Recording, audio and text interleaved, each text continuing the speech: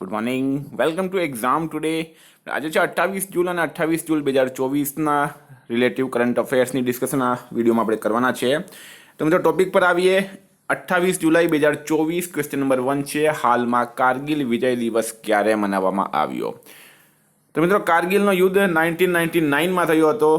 26 જુલાઈના રોજ દર વર્ષે કારગિલ વિજય દિવસ મનાવવામાં આવે છે. કેપ્ટન બત્રાએ એમાં શહીદી આપી હતી મિત્રો, અને ભારતને જીત અપાવી હતી દુશ્મન દેશ પાકિસ્તાન પર. કારગિલ વિજય દિવસ દર વર્ષે 25 જુલાઈએ કારગિલ યુદ્ધમાં લડવાવાળા સૈનિકોના સન્માનમાં મનાવવામાં આવે છે. બરાબર, જે કારગિલની પહાડી હતી મિત્રો એને ભારતે પાછી લીધી હતી.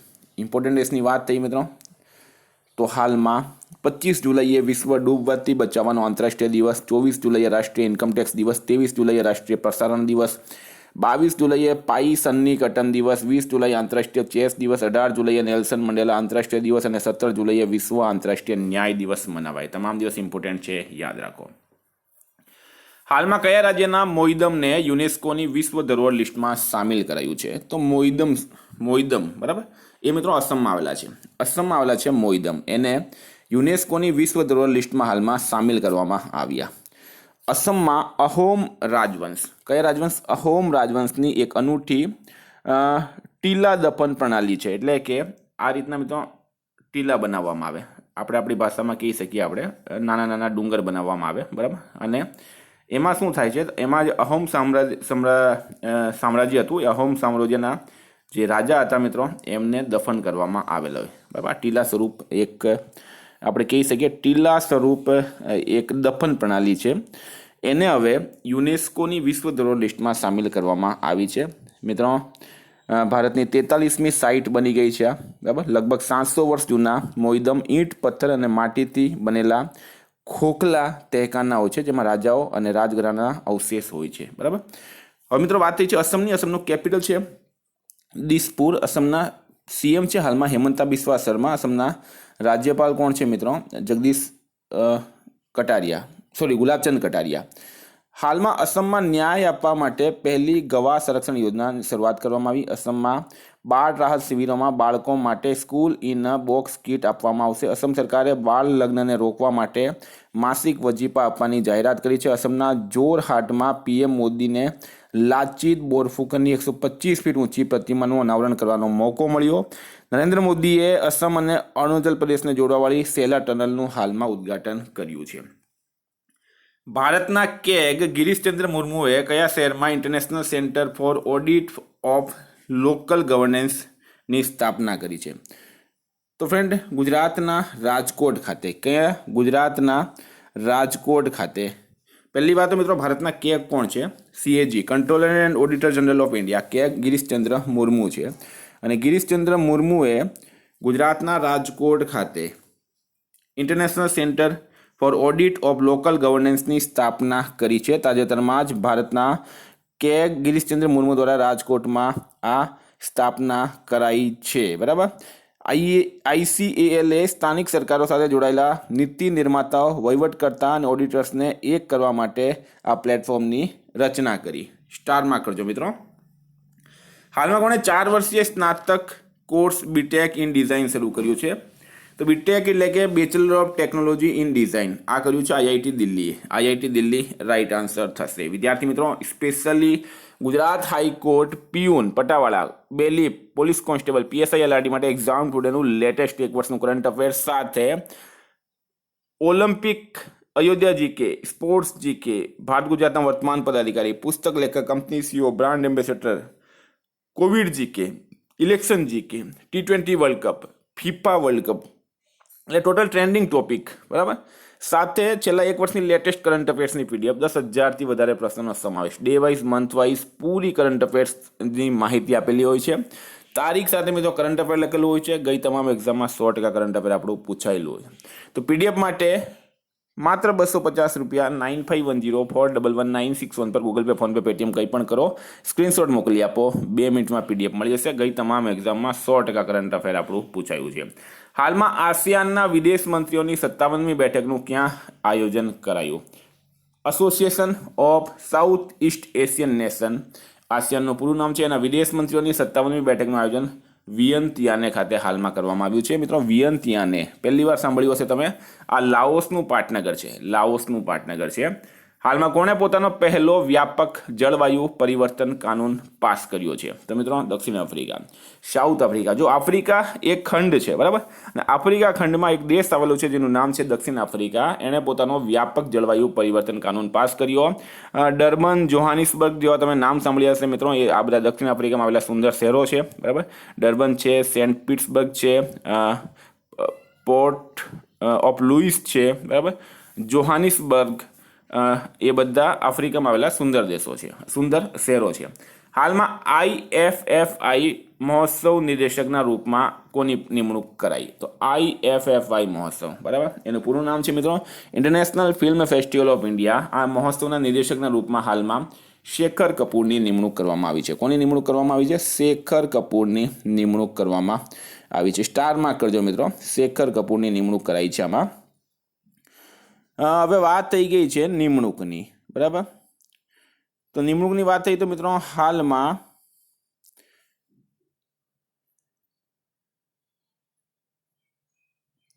નીતા અંબાણી આંતરરાષ્ટ્રીય ઓલિમ્પિક સમિતિમાં પસંદગી થઈ છે ફરીથી. અંડમાન નિકોબારના DGP બન્યા છે HGS ધાલીવાલ. મુંબઈ ક્રિકેટ એસોસિએશનના સૌથી યુવા અધ્યક્ષ બન્યા છે અજંક્ય નાઈક. કમોડોર DK મુરલી BECILના CMD બન્યા છે. બહામાસ કોમનવેલ્થના હાઈ કમિશનર બની ગયા છે મયંક જોશી. હાલમાં CSK સિડનીમાં પોતાની કેટલામી આંતરરાષ્ટ્રીય એકેડમીની સ્થાપના કરી છે? તો મિત્રો ચેન્નઈ સુપર કિંગ્સ પોતાની આંતરરાષ્ટ્રીય એકેડમી સ્થાપનામાં પ્રખ્યાત રહી છે, બરાબર. ઇન્ટરનેશનલ લેવલ પર એ એકેડમીની સ્થાપના કરે છે અને હવે CSK સિડનીમાં પોતાની સિડનીમાં ઓસ્ટ્રેલિયાના સિડનીમાં પોતાની 3જી આંતરરાષ્ટ્રીય એકેડમીની સ્થાપના કરી છે, બરાબર. ચેન્નઈ સુપર કિંગ્સ જે છે એક IPLની ફ્રેન્ચાઇઝી છે, બરાબર. એક ચેન્નઈ સુપર કિંગ્સ એ ઓસ્ટ્રેલિયાના સિડનીમાં તેની 3જી આંતરરાષ્ટ્રીય સુપર કિંગ્સ એકેડમીની સ્થાપના સાથે તેની વૈશ્વિક હાજરીમાં નોંધપાત્ર વિસ્તરણની જાહેરાત કરી છે. ડલાસ USA, વાંચન UK, બરાબર. પહેલી ક્યાંથી? ડલાસ, બીજી છે USA, ત્રીજું છે UK. સોરી, એક USA, એક UK ને હવે ઓસ્ટ્રેલિયામાં 3જી એકેડમી CSK સ્થાપના કરી છે. હાલમાં યમન ગણરાજ્યમાં ભારતના આગલા રાજદૂત કોણ બન્યા છે? તો યમનમાં ભારતના નેક્સ્ટ રાજદૂત કોણ બન્યા મિત્રો? તો રાઈટ આન્સર છે એમાં ડૉક્ટર સુહેલ એજાજ ખાન. ડૉક્ટર સુહેલ એજાજ ખાન.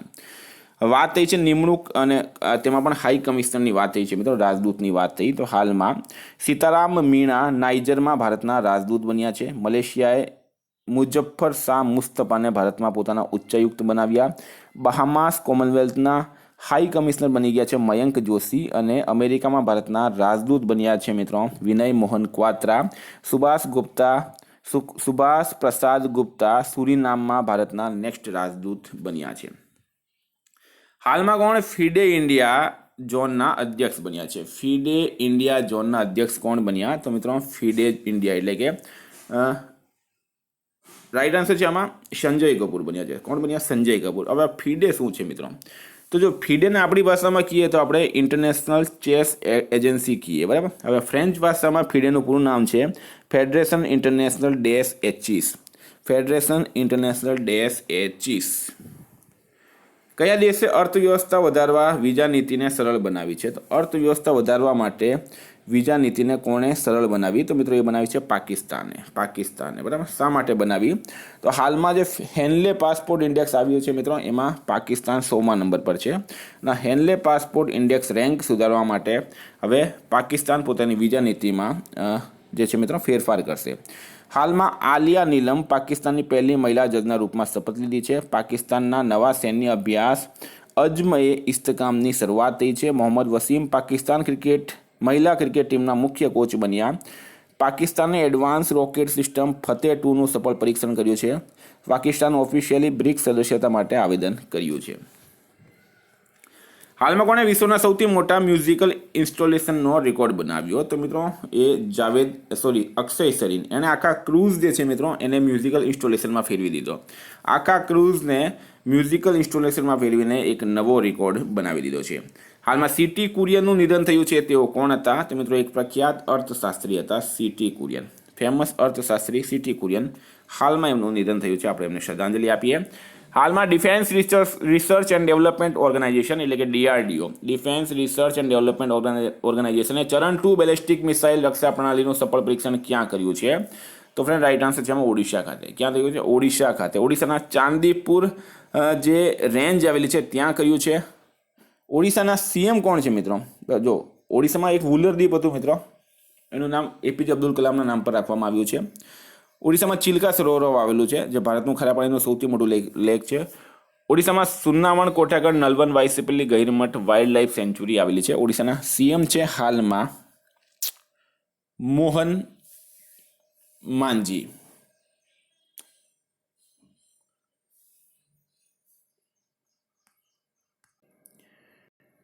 તો મિત્રો મોહન ચરણ માંજી ઓડિશાના CM બની ગયા. બરાબર. રઘુવર દાસ જે છે એ ઓડિશાના રાજ્યપાલ છે.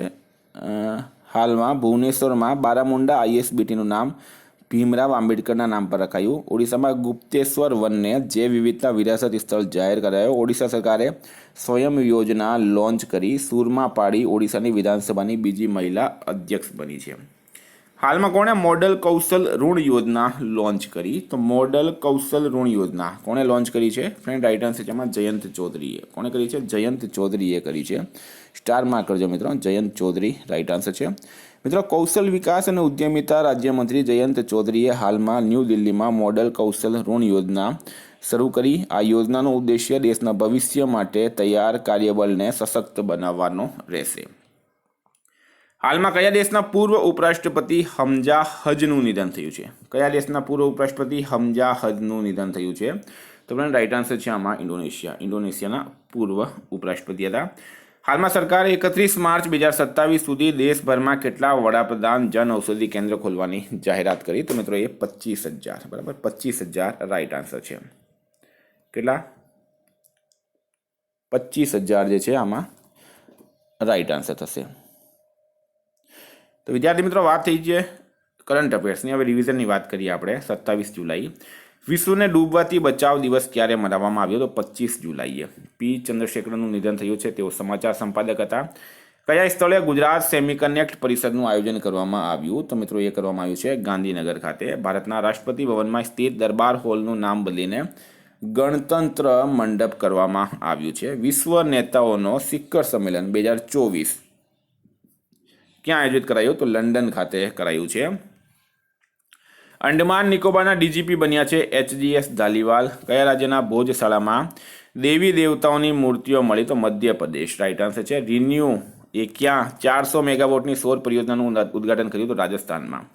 બહામાસ કોમનવેલ્થના હાઈ કમિશનર બની ગયા છે મયંક જોશી. REILના નવા મેનેજર બની ગયા છે બ્રિજેશ દીક્ષિત. હાલમાં પેટીએમએ POS સમાધાન આપવા માટે કોની સાથે કરાર કર્યો છે? તો એક્સિસ બેંક સાથે. કોની ફરીથી આંતરરાષ્ટ્રીય ઓલિમ્પિક સમિતિમાં પસંદગી થઈ? નીતા અંબાણીની. આવતા વર્ષે જુલાઈ સુધી રેલવે કનેક્ટિવિટીથી જોડાવાવાળો પૂર્વોત્તરનો ચોથો પાટનગર શહેર કયો બનશે? તો આઇજોલ. પેરિસના ગ્રેવિન મ્યુઝિયમે કયા ભારતીય અભિનેતાના સન્માનમાં ગોલ્ડન કોઈન લોન્ચ કર્યો? તો શાહરૂખ ખાન રાઈટ આન્સર છે. સૈન્ય પ્રમુખ મીન આંગ હુઇંગ કયા દેશના કાર્યવાહક રાષ્ટ્રપતિ બન્યા? તો મ્યાનમાર. હાલમાં અશ્વિની વૈષ્ણવે ક્યાં ભારતના 500માં સામુદાયિક રેડિયો સ્ટેશનનું ઉદ્ઘાટન કર્યું? તો આઇજોલ રાઈટ આન્સર છે. ફ્રેન્ડ ગઈકાલે તમને પ્રશ્ન પૂછાયો હાલમાં ગુજરાતમાં કોના હસ્તે શ્રમિક બસેરા યોજના તેમજ શ્રમિક બસેરા પોર્ટલનું શુભારંભ કરાયું છે? તો રાઈટ આન્સર તો ફ્રેન્ડ ભૂપેન્દ્ર પટેલ. આજનો પ્રશ્ન છે હાલમાં ભારતીય સેનાએ ક્યાં બહુરાષ્ટ્રીય સૈન્ય અભ્યાસ ખાન ક્વેસ્ટમાં ભાગ લીધો? એનો જવાબ તમારે કમેન્ટ બોક્સમાં જણાવવાનો. વિદ્યાર્થી મિત્રો વોટ્સએપ ટેલિગ્રામની લિંક ડિસ્ક્રિપ્શન બોક્સમાં આપેલી છે. PDF માટે 9510411961 પર કોન્ટેક્ટ કરો. Thank you. ફરી મળીશું આ વિડીયો સાથે. જય હિન્દ.